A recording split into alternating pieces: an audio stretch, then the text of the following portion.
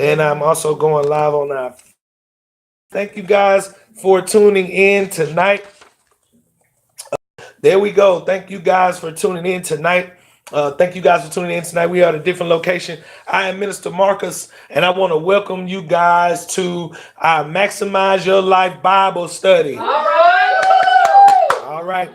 I asked that y'all bear with me tonight. Something's going on with my voice. I think I'm trying to get a little, I don't want to call it sick, but we're going to go ahead and go with it tonight. For those of you who have been following along with our teaching, this is a Prioritize My Life, Prioritize Your Life series. Yeah. All right. And so we normally do this at the beginning of the year, and we have been looking Matthew 6:34. We are not going to go into that tonight, but we are going to focus a little bit more on 1 Kings chapter 3. And we're going to start at verse number 6 and go through verse number 10. All right. And so I'm going to read that.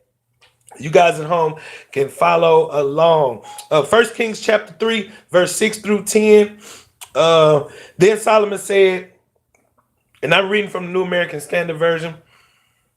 Then Solomon said, "You have shown great love and kindness to your servant David, my father, according as he walked before you in truth and righteousness and uprightness of heart towards you." He's talking to God. "And you have reserved for him this great love and kindness, that you have given him a son to sit on his throne. Yeah. As it is this day. Now, O Lord my God, you have made me your servant king in place of my father David. Counted. So give me your an understanding heart to judge your people, that I may discern between good and evil, or good and bad. For who is able to judge this great people of yours?" And verse 10, "It was pleasing in the sight of the Lord that Solomon had asked of this thing." All right, now we're going to focus our attention to verse number 9. Verse number 9 said, "Give your servant an understanding heart to judge your people, that I may discern between good and evil." And if you were with us last week, we talked about God give me an understanding mind. Y'all remember that? Yeah. We talked about the power and significance of getting an understanding in our lives with our in various relationships. Tonight, we are going to talk about, I want y'all to say this after me. Say, "I got to make better choices." I gotta make better choices. Say, "God help me make choices." Tonight, we are talking about decisions.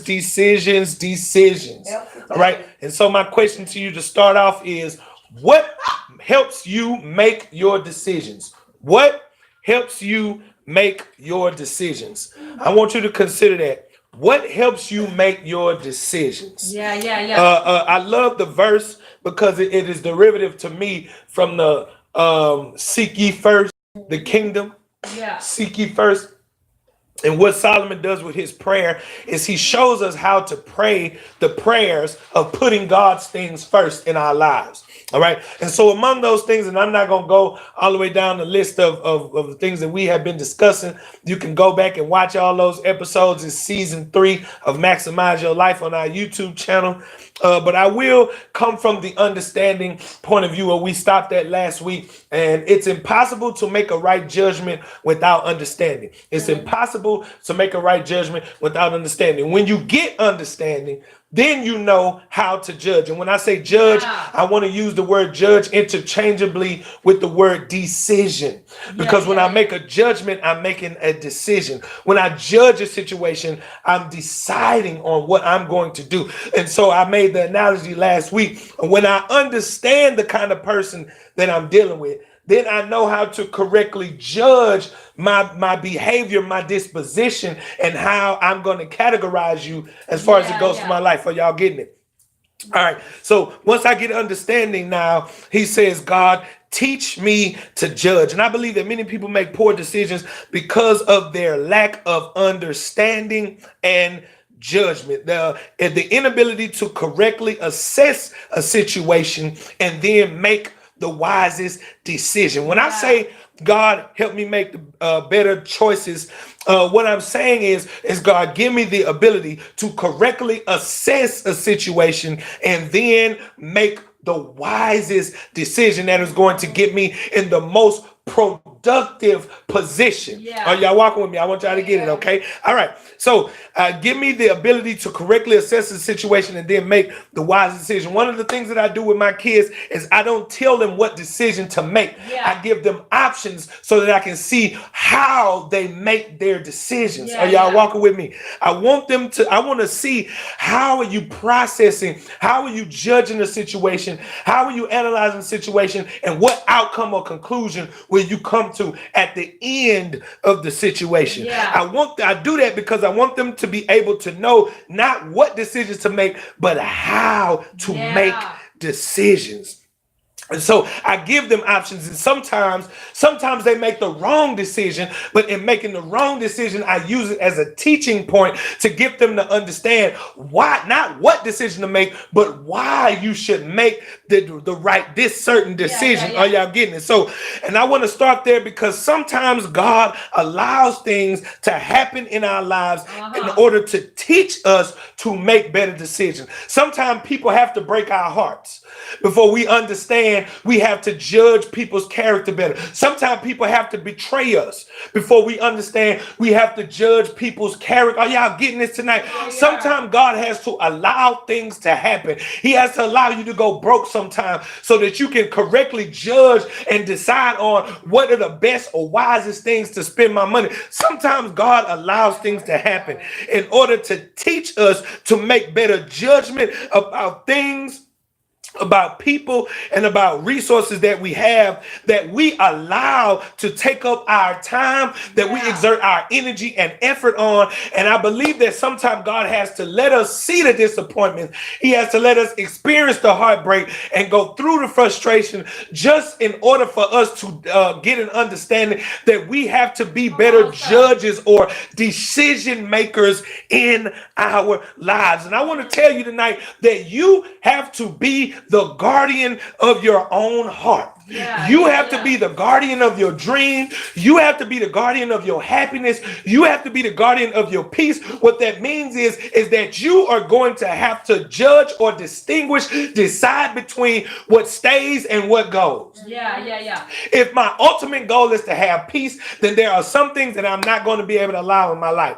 If my ultimate goal is to be happy, then there are some things, some people that I'm not going to be able to enjoy their company because they don't bring what I'm trying to get. Are y'all getting it? So we have to be the guardians, and I want you to get it, because when you have a goal, when you have an understanding of where you're trying to go, it helps you to be a better judge of the things that stay and the things that go in and out of your life. All right. So he prays that his judgment, and here let's move. I'm gonna turn the corner. He prays that his judgment comes from a morally equal place. He says, God, give me an understanding heart to judge between your people. In verse number 9, give me an understanding heart to judge your people, that I may discern between good and evil. In other words, he said, I wanted to come from a morally equal place. I don't want to judge and make partial decisions. He wants to establish a system that is equal for all people. I want y'all to say this after me. Say, God, teach me to be impartial.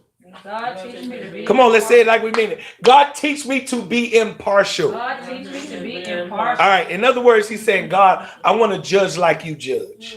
I want to make decisions how you would have me to make decisions. I want to adopt God's system of making the proper judgment. And here's what I want to start. I want to pause and say this right here, that God is no respecter of persons. In other words, what works for one is going to work for the other one. What does not work for one is not going to work for the other one. But God does not choose based on who or what you are.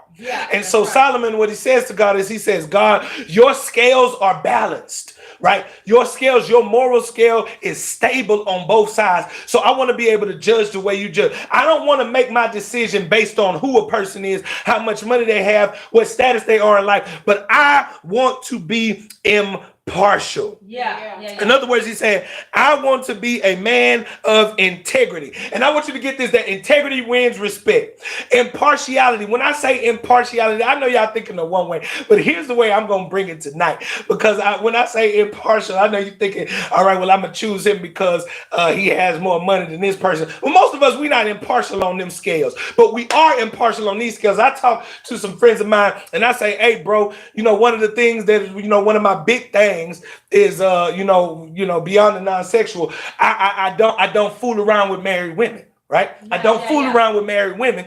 And my friends are like, yeah, man, you know what you're right, man. I don't fool around with married women either. Right? Unless she fine enough. Come on, y'all getting it? So all right. So then what I'm saying is now your scales have changed based on the looks of a person. So now you have become impartial in your judgment. Are y'all getting that tonight? Is that too deep for y'all to get? I want you to get it because when I say impartial, I want you to understand that I'm not talking about a person's status in life. I'm talking about the things that you let fly and for what reasons you let them fly. The things that you allow to go on that you don't allow for everybody else, but you allow some people to get in that you don't allow other people to get in for whatever the reason is. My man said, look, hey man, I don't mess with married women unless she fine enough. Come on. To me, that's being impartial. And what he's saying is, I want to be a man of integrity. I want to do right, whether somebody is watching or not. I want my scales to stay balanced no matter what the situation is. And here's my question. Is your level of integrity stable or is it tilted? I want you to think about the story of Joseph. Joseph is working for a man named Potiphar and his wife wants to sleep with him.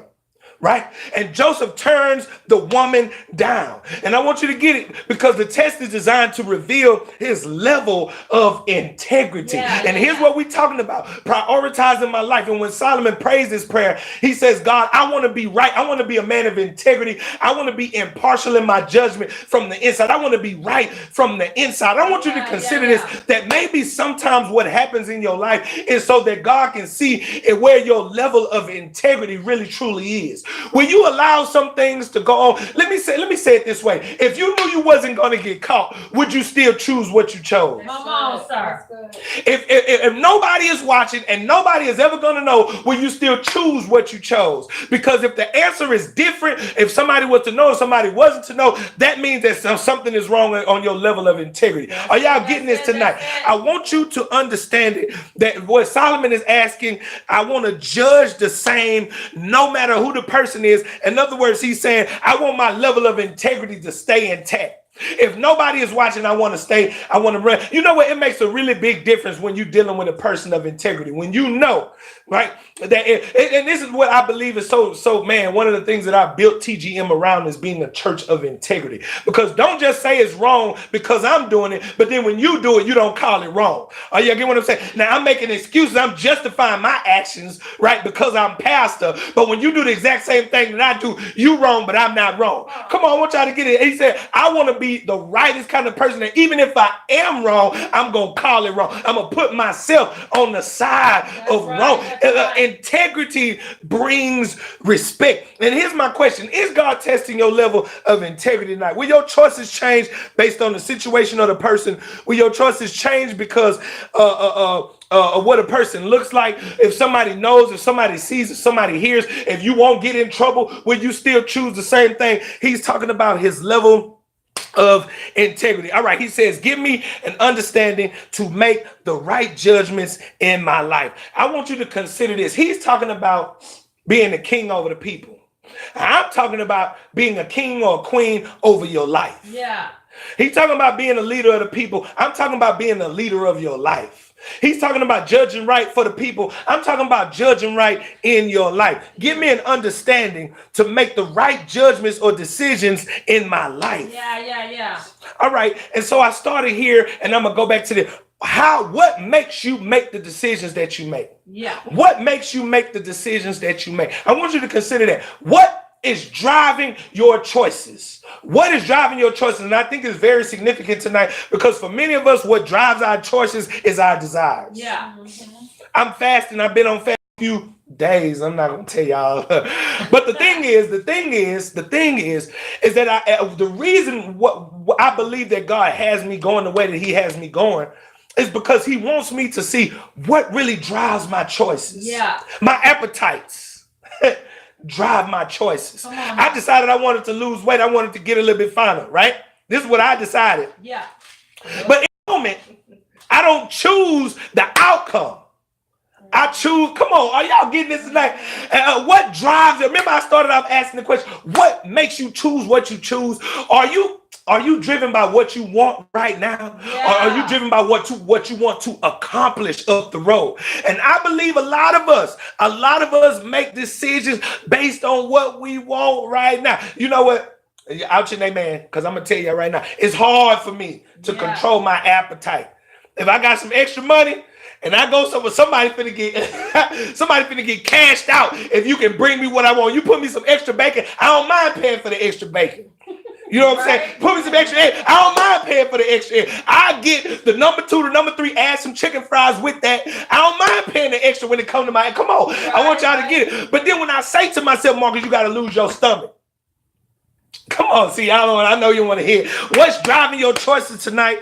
Are you making decisions for what you want now or for what you want to accomplish in the future? And here's my next question. Are you able to judge what stays and what goes? Are you able to decide who stays and who goes? Are you able to decide in your life what I need to keep and what I need to let go? Some habits, right? You may need to, come on, we're talking about being judgment, being kings over our own life. One of the things about being the king over your own life is the ability to make the right judgments, not for what I want right now, not for what I feel, not for what I hear, not for where I'm standing right now, but for what I want to accomplish in the future. If I am the king of my own life, what kind of kingdom am I building? That's it. If I'm a king in my own life, if I'm a queen in my own life, what kind of kingdom am I building?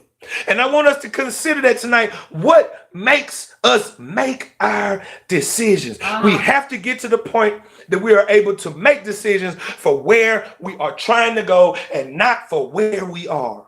I say that because, and this is difficult when you start talking about making decisions, because some decisions that are good for your future do not feel good in the present. I'm going to say that. Some of your decisions that are best for your future do not feel good in your present. I want you to get this, that I have been in routine of exercising my body. Right? Since about 2011, I have been in routine of exercising my body. Sometimes I slip. I miss a couple months and I come right back. One of the most difficult things is being more consistent, right? Because I have to understand, I want y'all to get it tonight. I had to understand it's not going to feel good today, but it's going to look good tomorrow. Amen. So true. I got to tell myself, it's not going to feel good today, but it's going to look good tomorrow. That's right. I apologize. I didn't mean to mess Come on now, that's all right. We want the questions. But I tried to work out. And it felt good that day. It felt good. That day, it sure did. That's it. Don't worry about that. You try to work. She say she tried to work out and it felt good that day. All right, and but the following 2 days I didn't work out and it hurt. Yeah, you got to work through it though. That's the trick. You got to work something else and work through That's it. all because I wanted to sit down. Yeah, see, I want look. What's best for your future does not always feel good in your now. I want y'all to get. If you want to lose weight, you got to be ready to deal with the pain. And that brings me to my next. Come on, you in my notes tonight because that brings me to my next point. Some decisions that are better for your future do not feel good in your now. And so then you got to ask yourself the question. Do I want to feel the pains of discipline or the pains of consequence? Oh, that's good. Do I want to feel the pains of discipline or do I want to do I want to feel the pains of, boy, these TGMIs, they going crazy tonight. They going crazy tonight. Do you want to feel the pain? Because I want you to get this. I want you to get this. My granddaddy, and this is, my granddaddy died of a heart attack. And he was the coolest granddaddy ever, and years ago, I couldn't talk about it. But now, I got an understanding. But one of the things that I remember about my grandfather is that he had heart problems, but he loved fried chicken. Come on. And so the understanding is that at a point in his life, the doctor told him you can no longer eat fried chicken. The doctor told him you can no longer eat the skin of chicken. Oh my God. Come on. And that's where the seasoning is at. But my question tonight is, do you want to deal with the pains of discipline or the pains of it's going to hurt either way. Do you want to deal with the pains of budgeting your money or the pains of not having what you need at the end of the month? Have mercy. Do you want to deal? Come on. Do you want to deal with the pains of not eating what you want to eat today? So that you can lose the, come on, that you can lose the weight that you want to lose by the end of the, come on. Are y'all getting this? Are you ready to deal with the pains of, you know what, here's what I learned. I discovered that you can always control the pains of discipline, but you will not always be able to control the pains of your consequence. And I want you to consider what makes you make your decisions tonight. And I want us to really think about this because this is the beginning of 2019. And if you're busy chasing around what you want, I guarantee you the consequences of those actions are going to far outweigh. Come on. I want y'all to get it. The pains of the consequences are going to farly outweigh the pains of the discipline. You sure right. And so I want us to get that. And she said it didn't feel good the second day she went to the gym. It didn't feel good the third. It hurt it. Yeah, it hurt it. But I'd rather deal with the pains on this side than deal with the pains on the other side. Because you know what? It's just like the little red hen. Don't nobody want to do the work, but everybody want the results. Yeah, right. I see the Rock. The Rock, he big and swole. You know, and I was with back in the day. This is a long time ago. I was with a girl, and then we watching wrestling, and she gonna get the ooh and an eye for some Rock. Yes, oh no, you better stop. Oh no, the devil is a lie. You better put them eyes. You better put them eyes back in your head. But here's the thing. So then I started looking in the mirror. I started trying to stick my little chest out and suck my stomach in. But it ain't, come on, say it didn't look the same. Come on, say it didn't look the same. It ain't look the same. Because guess what? If you want the results to show up on you, you got to do the work. That's right. So true. Come on, I want y'all to get it in here. Are you ready for the pains of discipline? Or are you ready for the pains of consequence? All right. And so the question is, are you making the right decision? Are you making the right decision for your future? Are you making the right decision for right now?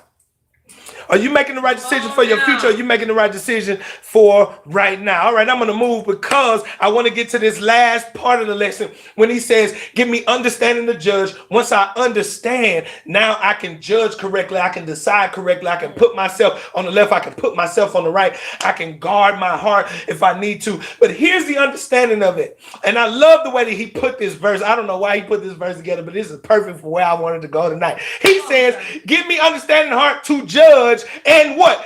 Discern. Yeah. Come on, say, God, give me discernment. God, give me discernment. Say, God, give me discernment. God, give me discernment. You know why you need discernment? Because it's possible to look and not see. That's so true. Yeah. It's possible to hear and not understand. Yeah. It's possible to be in the company. Come on. All these people was around Jesus when the woman that had an issue of blood got her healing, but she is the only one that. So many other people were around him. So many other people were touching him. And his disciples tripped out when he said, somebody touch me. Jesus, everybody touching you. Right. But what I want you to understand is that everybody that was touching him, okay, come on, everybody was touching him. They wasn't touching him for the same reason. Yeah. And the thing is that the woman came with an issue, and I'm not going to all the way go there, but I want us to get this. I want us to understand that we need discernment because you can be in the vicinity of your blessing and not even know it because you don't have the discernment to recognize it.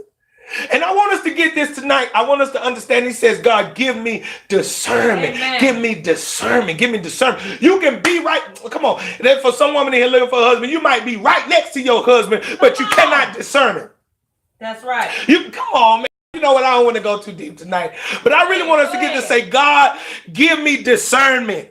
Say, God, give me discernment. God, give me discernment. God, help me to perceive or recognize. Help me to distinguish or separate. Help me to spot and identify. He says, help me to discern what is good and what is evil. Come on. I want to impress on your mind tonight. The reason why some people have a problem with having a social life, pushing the right people away, is because they are unable to discern between the good and the bad. The reason why some people are living their lives in solitude right now is because they don't have the discernment to recognize when a person is good for their life or when a person, is bad for their life. The reason some people are able to manipulate or misuse other people is because they do not know how to correctly discern, between the good and the bad. Come on, say, God, help me to discern. Help me to discern. I need to know the people that are around me. I need to understand who's good for my life and who's bad for my life. I need to know what choices I need to make, what's good for my life and what's bad for my life. I need discernment.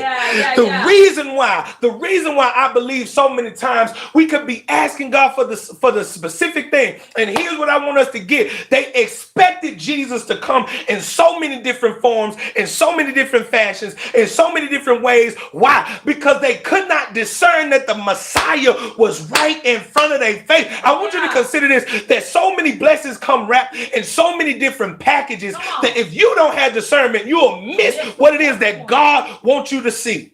You'll miss what it is that God wants you to have. You'll miss what it is that God wants you to acquire in your life. Why? Because I cannot recognize when God is doing. I want to ask you this question. Can you come on? I ain't gonna go too far tonight, but I want you to consider this, that maybe the thing that you're missing is not more money, it's the ability to discern where to spend it. Come on, maybe it's not the other people. Maybe it's your inability to discern correctly. Why? God looks at the heart. We be busy looking at what's on the outside, but God looks at the heart. God gives me the discernment that I need. And so many times we get fooled because we're looking on the outside, but we need to pray this prayer for 2019. God, give me discernment so I recognize the blessing that's for me. Give me discernment so I recognize the job that's for me, so I recognize the opportunities that are for me. God, give me discernment. Help me to see it. Help me to recognize it. Help me to spot it. Help me to separate what's good and from what's bad, so I'll know how to make what decisions that I need to make. Help me to recognize the right and the wrong, the right and wrong decisions, the right and wrong people, the right and wrong choices, the right and wrong direction. I want you to get this tonight as we come to a close. If you cannot correctly discern, it's going to be difficult for you to navigate through your life. If you cannot correctly discern what is good for you and what is bad for you, it's going to be difficult for you to navigate through life. I want you to consider you can have all the money in the world and not have the discernment on where to spend and where not to spend, where to take the risk and where not to take the risk, and you will come up broke every time. Why? Because you cannot discern correct opportunities. So many people have been in so many bad relationships. Why? Because they cannot discern which person actually is good for my life and which person just looks good. Come on. Some of them can see it before it happens, but ignore the sign. Come on, I ain't even gonna get on that. How can something look so good but end up being so bad? Come on. And I want us to get it. This is why we got to be able to discern. Without discernment, you don't know who to keep. You don't know what to keep. You don't know who to let go. You don't know what to let go. Remember, that was at the beginning of the lesson. We came all the way full circle. We need discernment. All right. And so as I close tonight, I'm going to leave you with a few questions. And I want you to consider these tonight. It's not a chance that you tune in. I want you to ask yourself this question. Can I discern when God is leading me? Come on. Can I discern when God is speaking to me? Come on, sir. Here's what the Bible says, that there was an earthquake. He was not in the earthquake. There was a mighty wind. He was not in the mighty wind. There was a storm. He was not in the storm. And then there came a gentle whisper. And Elijah perceived that God was in the whisper. Can you discern when God is speaking to you? You may be looking for one thing, but God may have sent you something else. Can you discern God's activity in your life? Can you tell when this is God and this is the devil? Can you discern in your life? Oh, God must have sent this person. Or the devil. Can you discern when God is moving some things in and out and around in your life? And so, come on, I want y'all to say this after me. Say, God, give me discernment. Give me discernment. Pray for discernment so that you're no longer guessing when you make your choice, but you become stable in making your choices, stable in making your decisions. Why? Because now, God, I have an understanding mind to judge between the right and wrong. And then I have discernment to see between the good and the evil. And here's what verse 10 said. Verse 10 says that his prayer pleased the Lord. Amen. And then in verse 11, it says that because you didn't ask for all other stuff that you could have asked for, this little stupid mundane stuff, I'm going to give all this stuff to you. This is why the word says, seek ye first the kingdom. That's right. And all of these things shall be added unto you. Come on, let's give God a hand of praise for the word tonight. I am really trying to keep my voice together. But thank you guys for tuning in. Thank you guys for tuning in. Thank you guys for tuning in. Once again, I am Minister Marcus. We do Maximize Your Life Bible Study. We give you biblical principles that you can apply to your life to enhance every area of your life. I want you to go check out our website. It's www.thegodmovement.com. We have a blog for all you sports fans. I've been trying to do some sports blogs for you guys. It's the Super Bowl. And you know who is going. I ain't gonna even go there. But thank you guys once again for tuning in. Thank you guys once again for tuning in. And thank you guys once again for tuning in. I will see you guys next Wednesday at 8:30. Be blessed. All right, come on, let's give that one more hand. Amen.